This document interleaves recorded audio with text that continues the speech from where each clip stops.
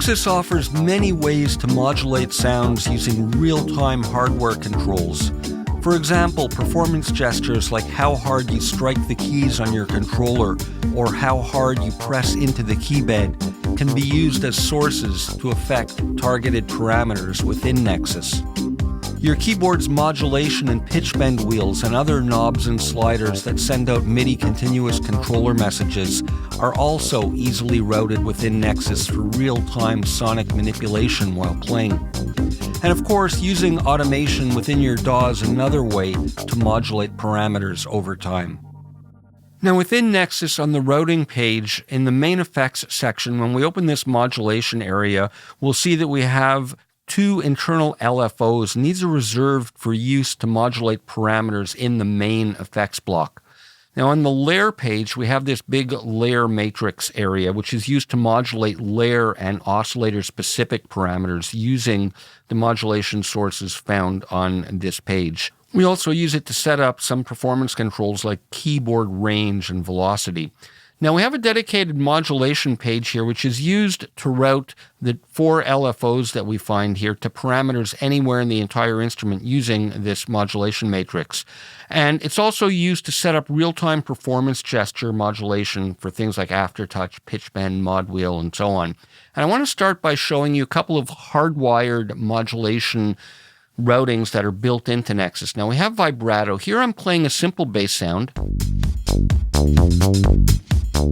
Now when I enable vibrato, we can set a source here, and mod wheel is the default, but we can use aftertouch or modulation wheel and aftertouch or the macros.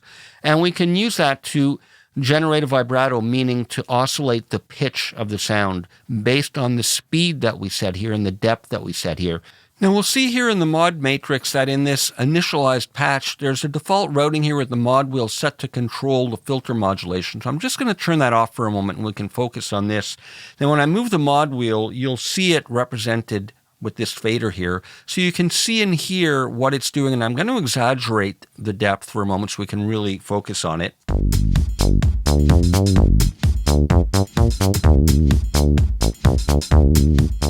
So you hear how it's oscillating the pitch, and I can slow the speed down.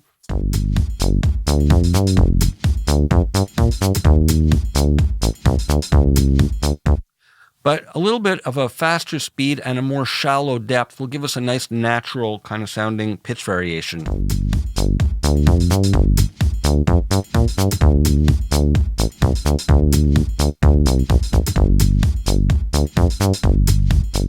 Now we can also use a dedicated pitch bend wheel to modulate the pitch of a sound, and as I move my pitch bend wheel, you'll see it represented here, and this goes above or below a default value, and we can set the pitch bend range, and this is set fairly neutrally.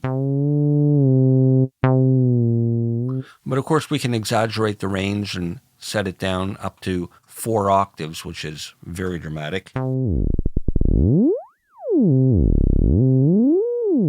And then you can optionally use speed to compensate for the feel and potential non-linearities of different pitch bend wheels. Now with portamento, we can create a kind of glide or pitch transition between overlapping notes. Now here you can see some notes I have programmed, and here these notes are overlapping, here they're not, and here they're overlapping again. So we have different modes. In poly mode, meaning polyphonic portamento, it'll create the pitch transition between all of the notes based on the speed that we have set here. And we can set the speed freely when this sync is off, based in milliseconds, or when it's enabled, based on musical subdivisions. Now I'm going to play this little sequence as it is so you can hear the sound.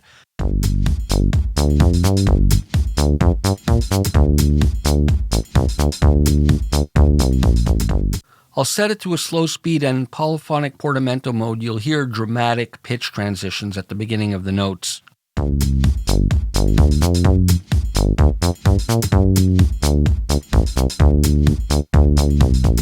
So not too natural sounding, but if we go to re-trigger mode, we have a monophonic portamento where we're only going to get that pitch glide when the notes overlap, so only over here and then over here. But the attack envelope, again, will be re-triggered on each note, and I'll set, again, a fairly slow speed so we can hear the effect.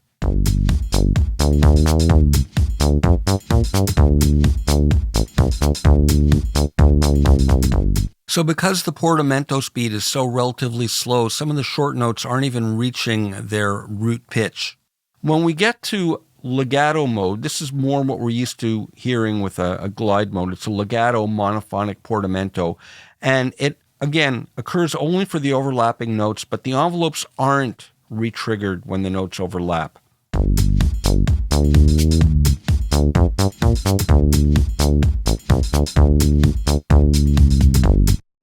And with a quicker speed, we'll get a more subtle pitch transition between the overlapping notes.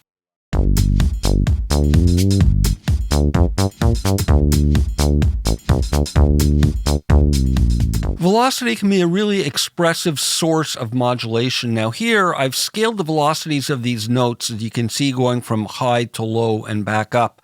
And I've switched to a wavetable sound. Now with the default setup, we normally have in the amp envelope section, velocity tracking dialed up so that when we hit harder, with harder velocities, we get more volume. And when we play quieter, we get a lower volume. And similarly, we have velocity tracking with the filter cutoff so that when the velocities are lower, the envelope has less of an effect than when they're higher. So with no other routing set up, I'll play you this part and you'll hear that the volumes get quieter and the filter gets darker as it gets lower.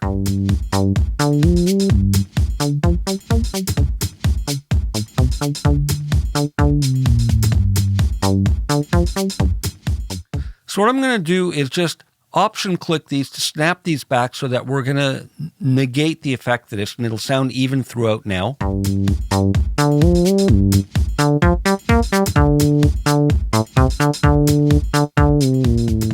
And I'll set up velocity.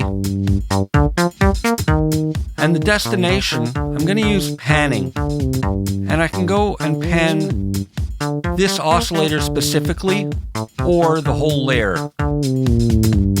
Now that I have this routing set up, we need to dial in the parameters that we want. So we set the depth, how much we want it panning here.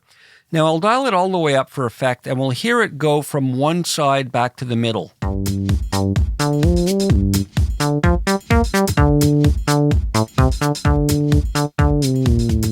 Now, the reason it's not going all the way left is because this is what we call unipolar modulation. It's modulating in one direction. When we click here, we'll get it going in both directions. So now it'll go all the way from hard left to right and back.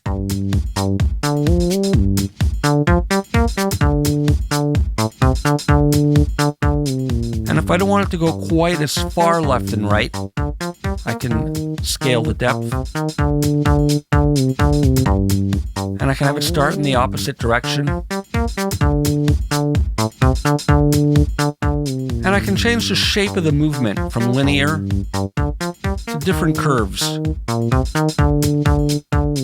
So it's not a straight kind of shape of modulation. So we have various shapes available there. Now we can use the velocity to modulate other parameters as well. Here I've set the source for the panning to be random, so random values will be generated and the depth, how far left or right, is based on the amount here.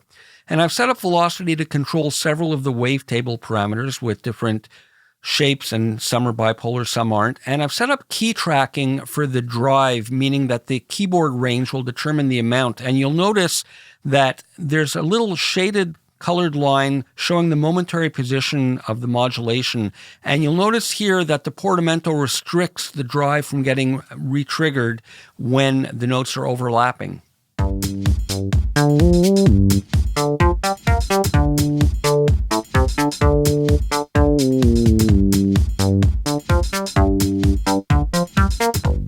Here I've got a pad sound set up with LFO2 routed to the filter cutoff, and you can see the notes I'm playing at the bottom. Now I want to use Aftertouch to control the speed of the LFO. I'm going to switch to the modulation page, and in the matrix here, I'm going to select Aftertouch as my source. And for the destination on the layer, I'm going to go to the LFO2 speed, and I'm going to dial in just a little bit of depth. I don't want it to go crazy. Somewhere around there should be fine. And you can see when I'm pressing harder in my keys, you can see the response with this fader here.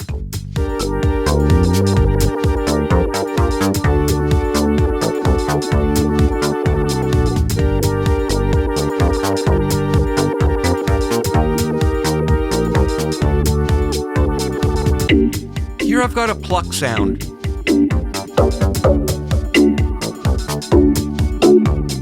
And I want to modulate this parameter. I want to control it in real time with one of the knobs on my hardware controller. Now what I can do is go to the modulation page and set up a MIDI CC message to correspond with that knob. But I've only got a restricted range here, and I've got a different CC control number. I've got MIDI CC28 that's being sent out, and you can see it on the fader here when I move my knob. So what I'm going to do is go back to here and take this macro 1 knob and drag it to the fader, and now this will control it. And I can right click here and MIDI learn this to learn the message coming from my controller.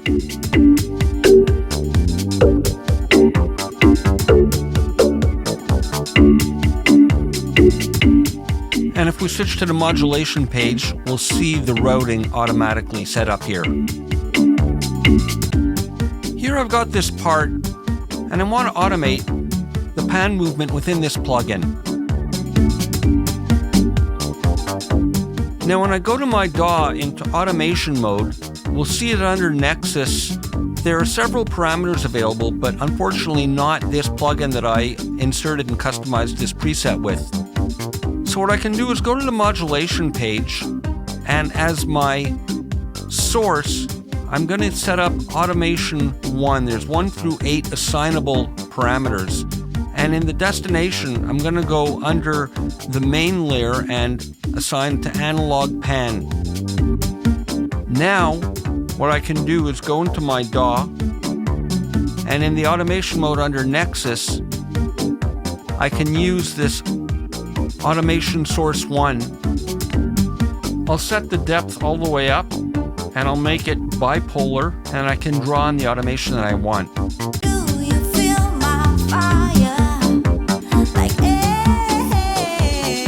So those are some ways you can use real-time controllers and DAW automation to control Nexus.